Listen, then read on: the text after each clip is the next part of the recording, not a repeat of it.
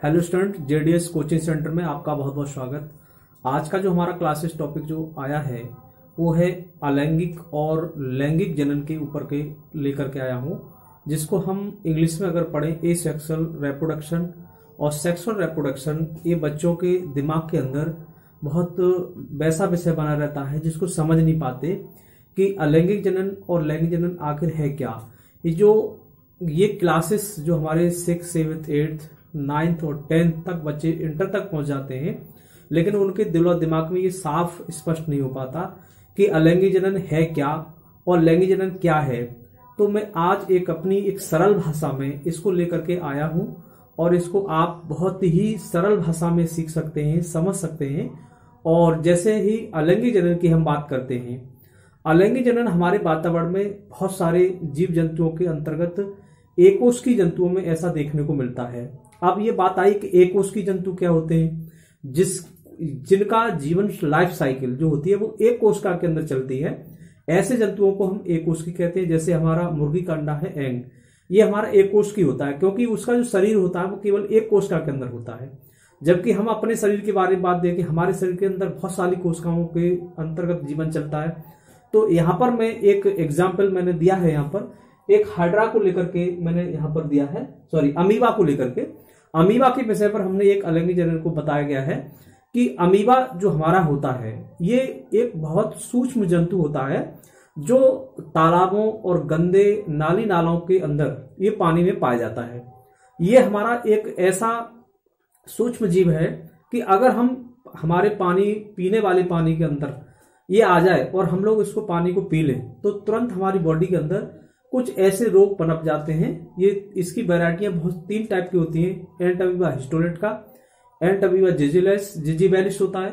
अगर आपके जिजीबैलिस अगर आपके शरीर में आ रहा है तो दांतों के अंदर लग जाता है, यानी पारिया रोग पैदा कर देगा। और हिस्टोलेट का जिसकी प्रजाति है अमीबा की, तो ये पेट के अंदर पैचिस रोग पैदा करता है। लेकिन मुझे ज्यादा विस्तार पर इनके रोगों के विषय में नहीं, केवल मैं ये आज परिचय दिया है कि ये हमारा अमीबा जो होता है गंदे पानी के अंदर रहता है। और ये अमीबा की लाइफ साइकिल के विषय में बहुत सरल इसके लाइफ साइकिल जैसे फिगर में यहाँ पर मैं दिखाया है। जैसे एक अमीबा का ये हमने फिगर बना रखा है और इसके बीच में एक केंद्रक पाया जाता है और इस केंद्रक के अंदर देखा गया है कि ये केंद्रक इसके 2 भागों में विभाजित हो रहा है। 2 भागों में विभाजित होकर के इसके अंदर 2 अमीबा बनकर के तैयार हुए।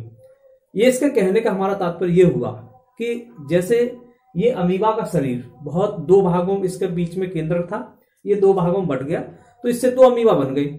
लेकिन हमारा जो बहुकोशिकीय जंतु होते हैं, जैसे मनुष्य जाति है, मेंढक है, बकरी है, गाय है, भैंस है, इनके बीच में ऐसा नहीं होता है कि अगर कोई भी मनुष्य का शरीर 2 भागों में बढ़ जाए उससे 2 मनुष्य बन जाए, ऐसा नहीं देखने को मिलता है। एकोष्की जीवों में ऐसा देखने को मिलता है हमें। तो यहाँ पर हम जैसे बहुत सारे एग्जाम्पल है हमारे तौर पर, जैसे हम एक अपना घर पर भी प्रैक्टिकल करके देख सकते हैं कि अलैंगिक जनन हम कैसे कर सकते हैं। जैसे मैं आपको बता रहा हूं, जैसे हम रोज अपने आलू पटेटो को हम खाते हैं और अगर एक आलू को अगर हम 2 भाग में बांट दें, 3 भाग बांट दें, 4 भाग में बांट दें, यानी उसको काट दें चाकू से, और उसके अंदर कलिका होती है जिसको हम आंख बोलते हैं, उसमें जितनी आइस होंगी या कलिकाएं होंगी उतने उसके पीस बना करके किसी गमले में या किसी मिट्टी में इसको गाड़ दें तो उससे उतने ही मतलब आलू के पौधे बनकर के तैयार हो जाते हैं। इसका मतलब है हम कौन सी विधि कर रहे हैं, अलैंगिक विधि की जनन कर रहे हैं, हम अलैंगिक जनन करा रहे हैं। मतलब उसके बाद गुलाब का मतलब है, गुलाब की लकड़ी है, गुलाब की लकड़ी काट करके हम दूसरे स्थान पर लगा देते हैं तो उससे एक नया पौधा बन करके तैयार हो रहा है। तो ये भी हमारा एक अलैंगिक जनन है। तो ऐसे जंतु जो हमारे होते हैं वो एक कोशिकी जंतु के अंतर्गत आते हैं। इनको हम एक लिंगी भी कह सकते हैं। क्या कह सकते हैं? एक लिंगी। जैसे यहां पर हमने देखा है कि जैसे यहां पर हम देख रहे हैं कि ये अमीबा एक कोश की जंतु, इसके शरीर मतलब जो है बीच में केंद्र होता है, विभाजित होकर के बनाता है। जैसे अमीबा, हाइड्रा, आलू, गुलाब, ये इस तरीके से मैंने अलैंगिक जनन बताया।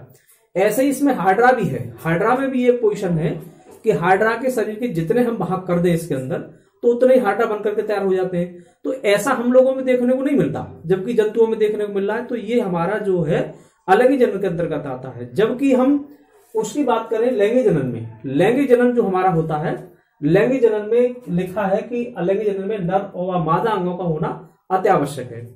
मतलब लैंगिक जनन जब होता है तो उसमें नर और मादा अंगों का होना अति आवश्यक होता है।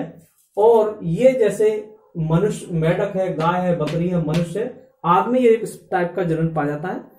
तो इसके अंदर अलग अलग मतलब जो हमारे जनन अंग पाए जा रहे हैं, तो ऐसे जंतुओं को हम एक जंतु मतलब एक लिंगी जंतु कहते हैं। क्या कहते हैं? एक लिंगी।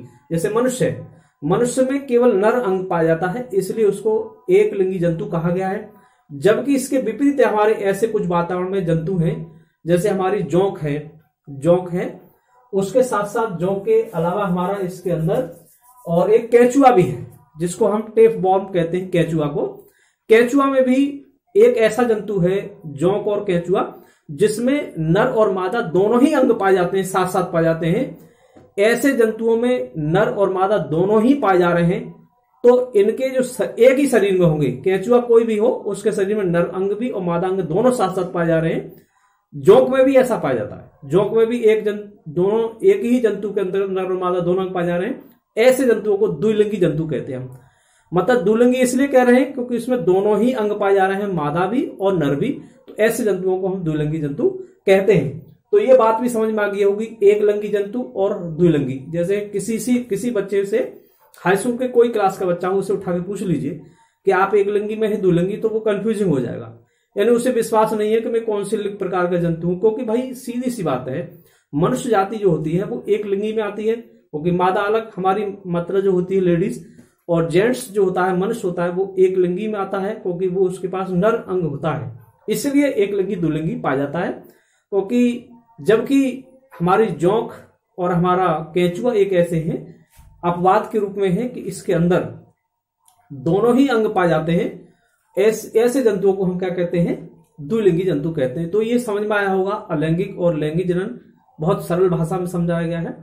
हाँ, और अलैंगिक और लैंगिक हम बात कर रहे हैं कि जब तक मान ली कोई भी नर और मादा अंग नहीं मिलते हैं, तब तक हमारा लैंगिक जनन नहीं हो सकता, उसमें होना अत्यावश्यक है। जैसे सरसों का पुष्प ले लीजिए, सरसों के पुष्प में आप देखेंगे उसके अंदर नर अंग और मादा अंग दोनों साथ साथ पाए जाते हैं, और उनके अंदर निषेचन क्रिया होकर के आपका कोई भी नया जीव बन करके तैयार होता है।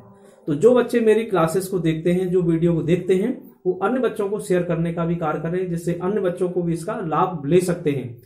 तो आप लोगों से कोई भी फीस नहीं है, कोई भी कुछ नहीं है, केवल आपका काम यही है कि आप वीडियो को देखें तो अन्य बच्चों को शेयर करने का भी काम करें।